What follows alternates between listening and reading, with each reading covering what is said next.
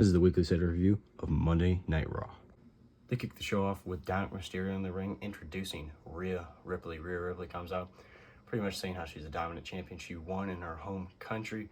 Then she was interrupted with Becky Lynch. Becky Lynch came out pretty much congratulating her and everything. But she's like, then she starts saying how WrestleMania they're going to go face to face. She's going to beat Rhea Ripley. And then out of nowhere, Nia Jax attacked her, laying out Becky Lynch, just absolutely destroying her. And that was what the opening of the show. Wasn't terrible. After that was Sami Zayn versus Shinsuke Nakamura. Really good match for Sami, and Shinsuke put on a great match. Sami had like a 10-loss streak, and he finally broke it. He beat Shinsuke, hit him with 2 haluva kicks. 1, 2, 3. Sami Zayn finally broke the losing streak. Chelsea Green had a promo in the ring, challenging Raquel Rodriguez to a match because she thinks she got screwed in the Battle Royal for the Elimination Chamber. Raquel came out. It was like a minute-long match. Pretty much Raquel just squashing Chelsea Green. Raquel obviously picked up the victory. Imperium and Gunther came out, and Gunther was talking about how he's seen people online here, the rumors that everybody's commenting on who should he face at WrestleMania. Chad Gable, Sami Zayn, what was the other ones? R-Truth, he laughed at that, R-Truth. Then the Judgment Day's music hits. They get in the ring. Damian Priest goes up face to face with Gunther, saying how Judgment Day is going to add more gold out of WrestleMania. And Gunther's like, well, I clearly see you're not cashing in your Money in the Bank on me right now. Then Dominic got in the face of Gunther, pretty much saying how he might come after the title. And Gunther just laughed in his face. This should be interesting. I think they're going to go with the route Damian Priest cashing in on him, which is hysterical. Then when Judgment Day was walking backstage, Andrade said that his first opponent might be Dominic, and he has to have a meeting with Adam Pearce about Gunther. Chad Gable had a meeting with Adam Pearce backstage, saying how he needs his match, that he needs it, he can't not have it with Gunther for the title, because it's not even for the title anymore, it's for me being a parent. He made my daughter cry in front of me when I lost.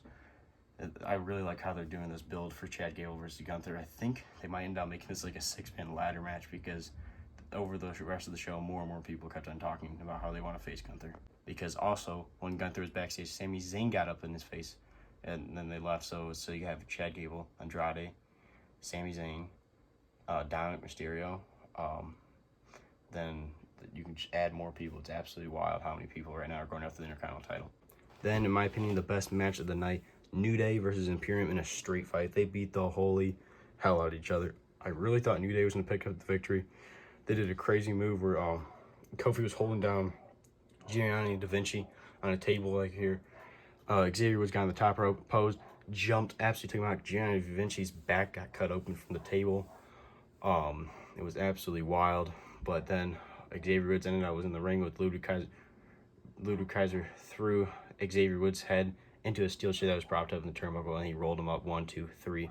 And before that, Gianni Da Vinci put Kofi through a table as well. Absolute wild match, really good. I really enjoyed this match between this tag team. This really shows that the New Day still have it. They put on a great match.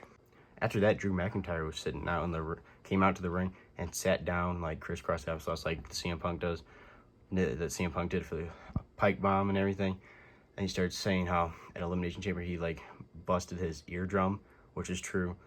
And he kept on wrestling. He's not gonna be like CM Punk. He's not gonna be complaining about he's injured and not wrestle WrestleMania. He's still wrestling WrestleMania. He's going after the World Heavyweight Championship. Then I was expecting maybe Punk come out to rip on Drew. Nope, Seth Rollins comes out. Seth Rollins comes out saying how he's getting cleared soon and everything. He can't. He's looking forward to facing Drew at WrestleMania. And then Drew's like, no, you need to. Also, Drew explains to Seth that he needs to leave the Bloodline alone, get out of that story, because it's gonna end up costing you the match. Because you do not need to be involved with the Bloodline. But Seth Rollins is like, yes, I do. He goes, if the Bloodline don't go down at WrestleMania this year, because they'll never be able to stop him. And it's almost was like Seth Rollins was trying to recruit Drew to help him and Cody take down the Bloodline. It's a little interesting how they're feuding, but also he was almost acting like he was recruiting him. I thought this promo was pretty decent between the two of them. Nia Jax and Liv Morgan went one-on-one, and it was a pretty boring match. And then they were around the announcer's desk fighting when Becky Lynch on her attacked Nia Jax to make it a disqualification, because earlier in the show Nia Jax had laid out Becky Lynch. Becky Lynch took out Nia Jax backstage. Also after that, Liv Morgan went off on Becky Lynch saying that everything's not about her. R-Truth, Miz, and DIY had a little promo backstage, and I forgot how they said it, but it was like a new version, like a generated X, or like not Degeneration X. I can't remember what they said, but it's like a new version of Degeneration X. Just a different, said in a different way that R-Truth said, yeah, that's what we are. We're like a generated X or something. I can't remember what it was, but I thought it was pretty funny. Then the main event was Cody Rhodes versus Grayson Waller with Austin Theory on ringside. Cody was about to win when Austin Theory got him like on the ropes.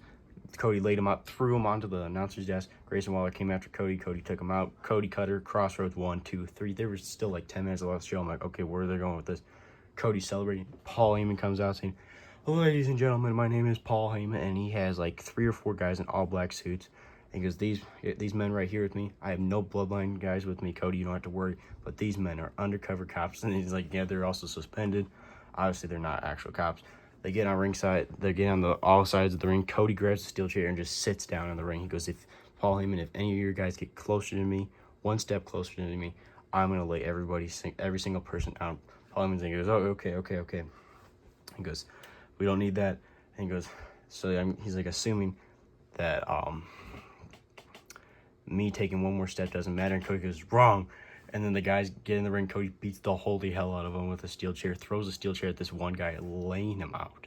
Like, the guy didn't put his hands up, try to catch the thing. It was just steel chair right to the face, went bam. Absolutely brutal. Paul Heyman's like freaking out. Cody lays him out. Paul Heyman takes out his phone, says call Roman Reigns, and then he pulled out a second phone, says call The Rock. So that was hysterical. He has 2 phones. Cody keeps on laying the guys out, crossroads, laying them out. And then Cody gets a mic, gets on the turnbuckle and yelling at Paul Heyman. He's like, come on, bring any of the bloodline guys you want, because the bloodline isn't hunting me anymore. I'm hunting the bloodline. That's how they went off TV. I thought they did a great job with Cody and Paul Heyman and all this stuff. I thought it was great. Overall, I thought the show for wrestling was okay, because like Cody and Grayson Waller was decent. The New Day and Imperium Street Fight was the best. Sami Zayn and Shinsuke was pretty good. I'm gonna give it a solid 3 out of 5. I'll give it a 3.5 out of 5. There was a lot of promos, but they were important, building up to WrestleMania and everything. But I thought the show was pretty decent. This is JRW. Make sure to like, subscribe, stay tuned for more wrestling figure content, and I'll see you guys in the next one.